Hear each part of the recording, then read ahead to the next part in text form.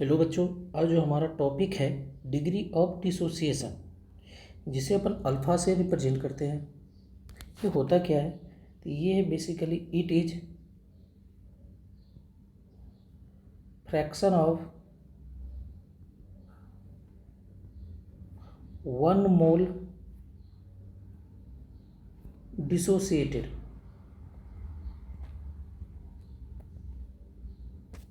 Into product. यानी 1 मोल का जितना पार्ट डिसोसिएट होगा प्रोडक्ट में, वही कहलाएगा उसका डिग्री ऑफ डिसोसिएशन। यदि मान लीजिए 1 मोल में से 0.2 पार्ट डिसोसिएट हुआ तो इसका अल्फ़ा क्या हो जाएगा? 0.2।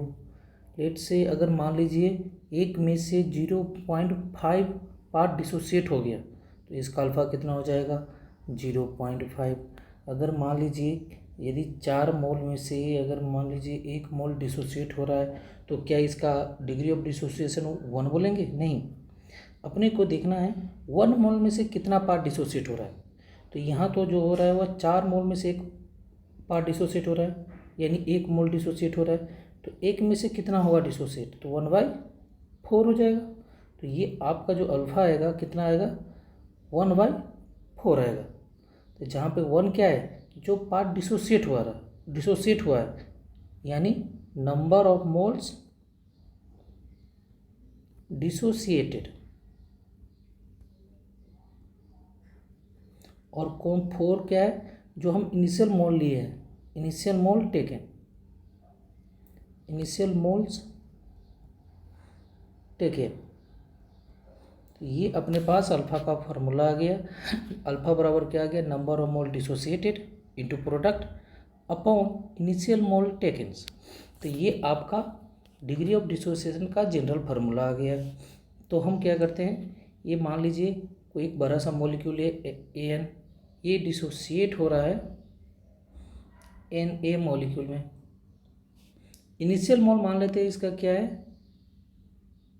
ए है, और इसका डिग्री ऑफ डिसोसिएशन क्या है? अल्फ़ा है। तो क्या होगा? तो स्टार्टिंग में कुछ टाइम के बाद क्या आएगा? इक्विलिब्रियम जब आएगा तो ए में से क्या होगा? एक्स ब्रेक होगा और ये क्या बनेगा? एन एक्स बनेगा। ये कैसे पता चला कि एन एक्स ही बनेगा? क्योंकि देखिए इसका स्टाइकोमेट्रिक कांस्टेंट 1 है और इसका एन है, यानी इसके 1 मोल से इसका एन मोल बनेगा। तो जितना ये ब्रेक होगा उसका एन टाइम्स ए बनेगा, ठीक है, इसलिए एन एक्स लिखें। तो अगर इसका हम अल्फ़ा लिखना है, डिग्री ऑफ डिसोसिएशन लिखना है, तो क्या लिख सकते हैं? आपको बताया था कि कितना पार्ट डिसोसिएट हो रहा है वो ऊपर आ जाएगा।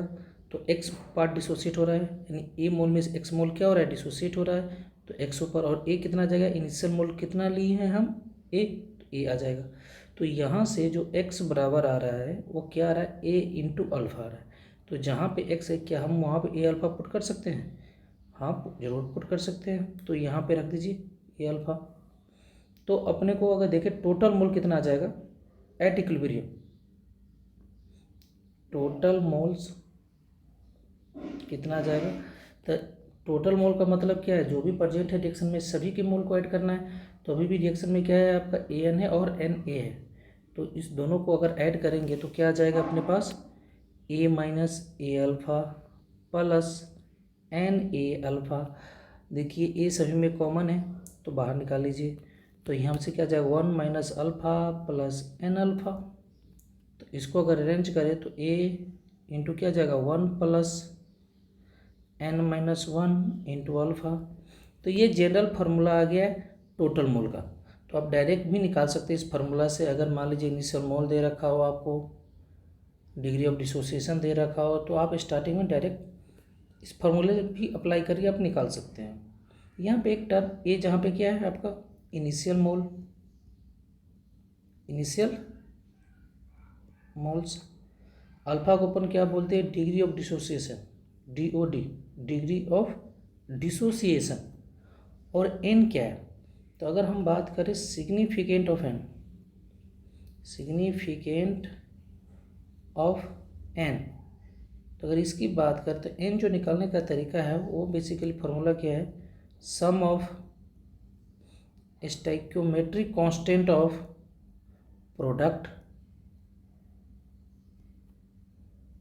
Bye sum of stoichiometric constant of coefficient बोल लीजिए रिएक्टेंट। तो यहाँ से n आ जाएगा।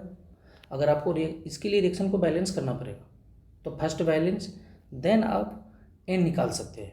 और हाँ एक बात और, अगर मान लीजिए जैसे फॉर एग्जांपल एक हम एग्जांपल लेते हैं, जैसे मान लीजिए PCl5 ये ब्रेक होता है किसमें, PCl3 में और साथ में Cl2 में।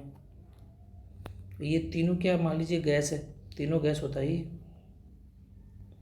तो ये क्या है, डिसोसिएट हो रहा है। डिसोसिएशन का मतलब क्या है, एक पार्ट से दो या दो से अधिक बनना, उसे हम डिसोसिएशन बोलते हैं। और उसी के लिए डिफाइन किया गया है डिग्री ऑफ डिसोसिएशन। किसी और रिएक्शन में आप अप्लाई मत करना। तो यहाँ पे क्या था, अगर ए मोल लिए तो क्या होता है, ए में से ए अल्फा ब्रेक हो रहा था, राइट।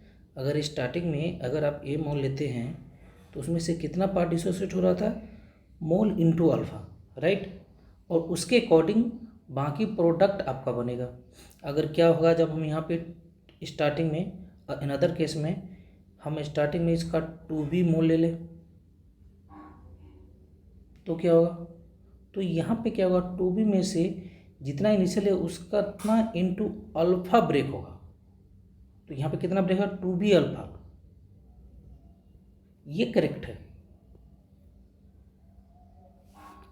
यहाँ पे ये मत कर देना 2b माइनस b अल्फा मत करना, फिर गलत हो जाएगा।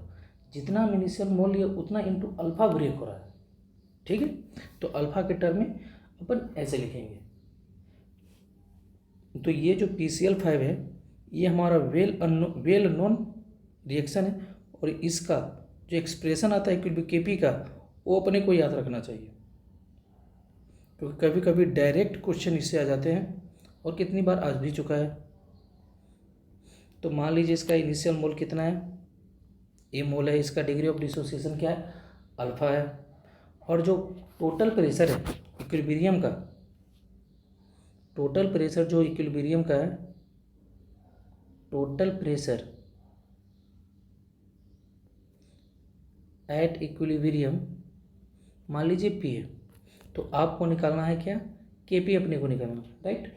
तो देखिए यहाँ पे इनिशियल मोल है तो इसमें से ब्रेक कितना होगा टी इक्विलिब्रियम पे, ए माइनस ए अल्फा, ए माइनस ए अल्फा, ए माइनस ए अल्फा, ओके। तो यहाँ पे तो टोटल मोल कितना आ जाएगा, इन टोटल आप सभी को ऐड कर दिएगा तो ए प्लस ए अल्फा आ जाएगा, यानी ए इंटू 1 प्लस अल्फा। तो यहाँ पे Kp रखना है। Kp के लिए अपने को क्या चाहिए, पार्शियल प्रेशर। तो आपको याद होगा पार्शियल प्रेशर किसी भी गैस का कैसे निकालते हैं, जब हमें उसका मोल पता हो और टोटल प्रेशर पता हो तो उसको निकालते हैं mole fraction of gas into P total, right. तो यहाँ से सभी का अगर पार्शियल प्रेशर निकालें तो Kp में क्या रखेंगे अपन, partial pressure of PCl3 into partial pressure of Cl2 upon partial pressure of PCl5, right. तो यहाँ पे देखिए तीनों गैस है तो तीनों गैस के लिए क्या लेते हैं, पार्शियल प्रेशर लेते एक्टिविटी। तो यहाँ पे पार्शियल प्रेशर ऑफ PCl3 क्या है, इसका मोल ए अल्फा, टोटल मोल कितना है ए इंटू 1 प्लस अल्फा इंटू में पी टोटल, मोल फ्रैक्शन ये हुआ, ये मोल फ्रैक्शन आपका हो गया इंटू पी टोटल कितना है पी है। तो आपका क्या होगा, पार्शियल प्रेशर आ गया है इंटू में A alpha upon 1 plus alpha into A into P. यहाँ पे क्या आ जाएगा, और PCl5 का मोल कितना है ए माइनस ए अल्फा, टोटल मोल है ए इंटू 1 प्लस अल्फा इंटू में पी टोटल। अब इसको अरेंज कीजिए तो इससे एक कट जाएगा, एक पी से एक पी कट जाएगा। तो और यहाँ से अब जब आप इसको सोल्व कीजिएगा तो A square alpha square into P, और यहाँ पे क्या आ जाएगा A into 1 plus alpha, A into 1 minus alpha, ये से कट जाएगा। तो आपका जो Kp का एक्सप्रेशन आ रहा है alpha square upon 1 minus alpha square into में पी। ये एक्सप्रेशन याद रखिएगा, कभी कभी डायरेक्ट क्वेश्चन इस एक्सप्रेशन से आता है, ठीक है। चलिए इस टॉपिक को यहीं पे ख़त्म करते हैं। थैंक यू बच्चों।